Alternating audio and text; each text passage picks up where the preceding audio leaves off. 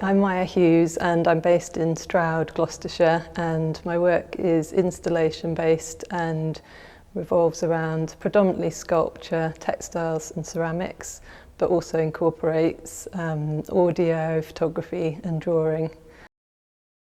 The work I'm presenting in TULCA goes under the heading of Borderlands Gororau, which means Borderlands in Welsh, and it's a collaborative research project working with a writer-researcher and another artist, exploring responses to the Welsh borderlands and the experience of dual identity, so different dual identities. I'm Welsh-English, and Durre Shahwar, the writer, has a Welsh-Pakistani identity, and Emily Joy, the other artist, has Welsh-German identity.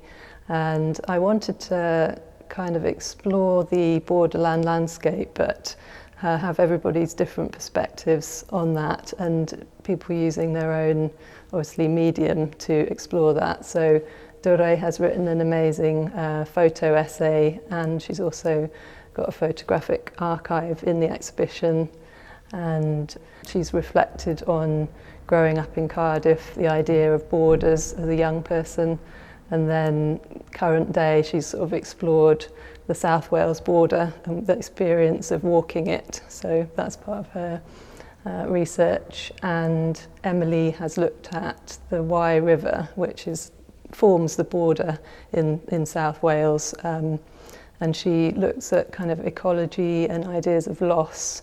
So she's looking at the border as a site of ecological loss. And then I've got my own kind of response in the exhibition, and I've looked more at the Offers Dyke, which is a sort of an earthwork that's not the current border, but it's not too far from the actual political border. And I thought of it as a space where it's got a bit more space where you can explore alternative ideas and narratives, because it's not the current political border, and also it's a very physical border. It's an actual, ditch and bank rather than an invisible line across the landscape. So I think it provokes different responses in people to perhaps the current day border. My installation for the exhibition explores my own response to sites that I've walked along, and it's only doing this project and this year that I've really visited those sites, despite having grown up really close to them. And the audio reflection in the piece kind of explores that kind of memories from childhood, from growing up half Welsh and half English, and sort of language, not being a Welsh speaker, and sort of looking at other generations of my family that are Welsh but not Welsh speaking. So there's quite a lot there's personal reflection in there, and then response to like individual sites as well.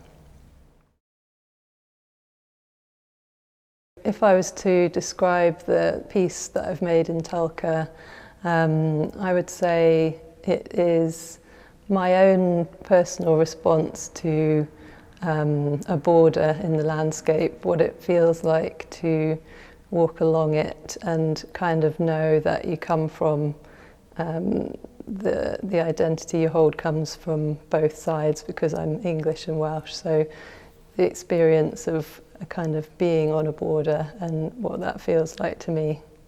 Thinking about borderland spaces as places where you can have a bit of freedom to explore different narratives. So I was thinking of a borderland as a kind of rich and kind of valuable space, although it's not always a comfortable space to be. And it's doing some research for this work. I found a motto on a farmhouse that my family lived in the 1920s, and it was in English, and it said, "Not we from kings, but kings from us," which had a kind of ambiguous meaning about having young people that might become leaders, and this reference to kings.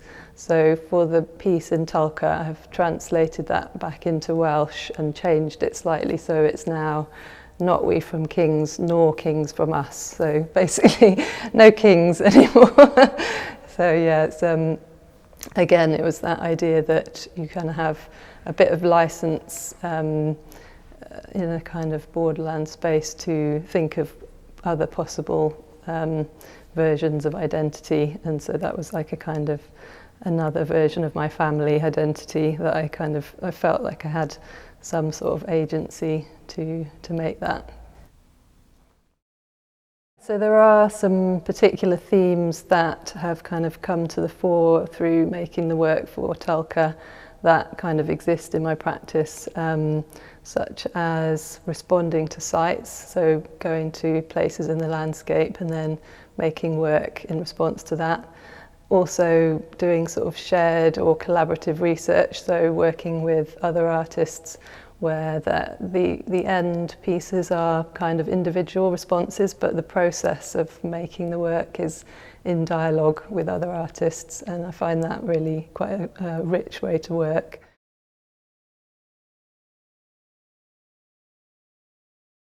Making work for TULCA Festival and knowing that all the artists will be responding to Beulah's curatorial statement, which was brilliant and had a lot of space to explore, but the feeling that we were all kind of responding to that in different ways, I think creates a sort of shared experience. And then also myself working with two other artists to look at the Welsh Borderlands in particular.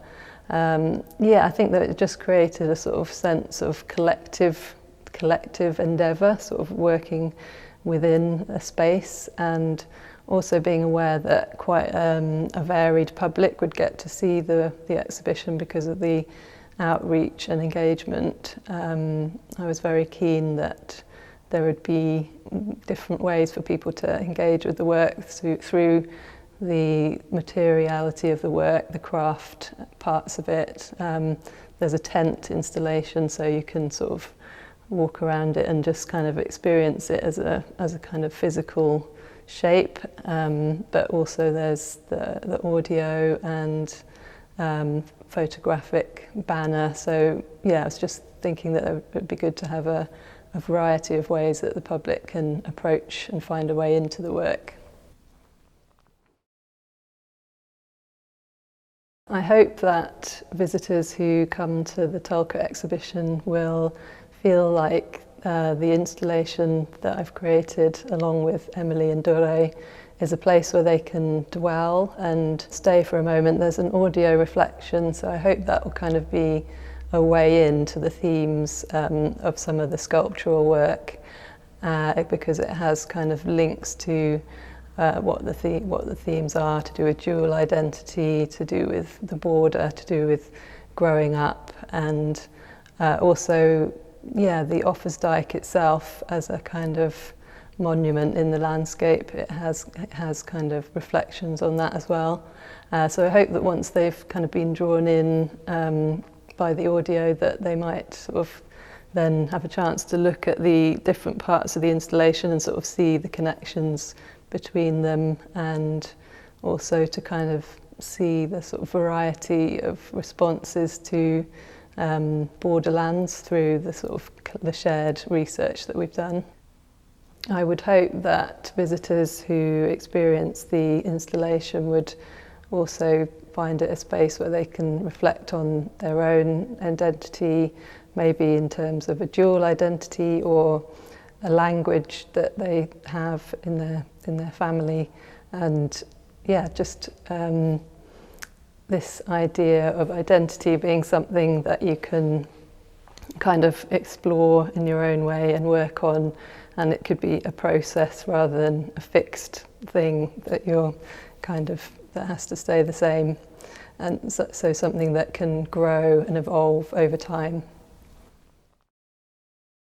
A Field Guide to the Offa's Dyke, Part 1. My mum has always hated Leylandii trees. Even just driving past them in the Welsh landscape could provoke a stern reaction. Seeing them stretching in regimental lines along the edge of the property, their deathless